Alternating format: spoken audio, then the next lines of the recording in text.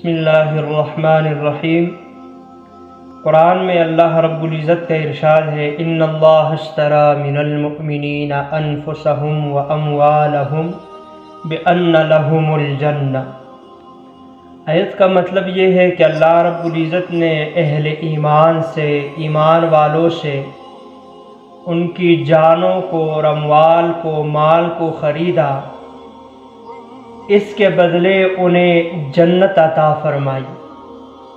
یعنی اللہ رب العزت نے ایمان والوں کے ساتھ سودا کیا، ایمان والوں سے ان کی جانوں کو خریدا، ان کے اموال، مال، جو چیز ان کی ملکیت میں تھی وہ ساری چیزیں لی، اور اس کے بدلے ایمان والوں کو اللہ رب العزت نے جنت عطا فرمائی۔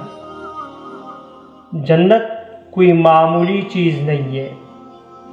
حدیث میں آتا ہے کہ ناخن کے برابر کوئی چیز جنت کی اگر دنیا میں آئے اور اس کو ناخن کے اوپر رکھا جائے تو اس کی اتنی زیادہ خوشبو ہوگی کہ پوری دنیا میں آسمان تک اور مشرق اور مغرب پوری دنیا میں کونے کونے تک ناخن کے برابر چیز کی بھی خوشبو پہنچ جائے۔ اب اللہ رب العزت نے مومنوں سے جانوں کو خریدا اور مالوں کو خریدا، اور اس کے بدلے اتنی قیمتی چیز کیوں دی؟ وہ اس لیے کہ ایک ایمان والے کے دل میں لا الہ الا اللہ ہوتا ہے، اور لا الہ الا اللہ کی قیمت بہت زیادہ ہے، اس کی حیثیت بہت زیادہ ہے۔ پھر آیا ہر کسی کو خریدا؟ ہر لا الہ الا اللہ والے کو خریدا؟ ہر مسلمان، ہر ایمان والے کو خریدا؟ نہیں، بلکہ جس میں 9 باتیں پائی جائے ان کو اللہ رب العزت نے خریدا ہے۔ اور وہ 9 باتیں اللہ رب العزت قرآن میں ارشاد فرماتا ہے، جس کو جنتیوں کے صفات، متقین اور پرہیزگار لوگوں کے صفات بھی کہا جا سکتا ہے، وہ 9 ہے۔ ان میں سب سے پہلی جو صفت ہے التائبون، کہ وہ توبہ کرنے والے ہیں۔ ایک گناہوں سے ہو جاتا ہے، گناہ کا ہو جانا اتنا بڑا جرم نہیں ہے، لیکن گناہ پہ برقرار رہنا، اللہ کے طرف رجوع نہ کرنا، توبہ نہ کرنا، یہ چیز خطرناک ہے، یہ چیز بری ہے۔ انسان سے گناہ ہو ہی جاتا ہے، گناہ کے بعد فوراً اللہ کی طرف رجوع کرنا اور توبہ کرنا، یہ جنتیوں کی پہلی صفت ہے۔ دوسری صفت العابدون ہے۔ العابدون کہتے ہیں عبادت کرنے والے کو۔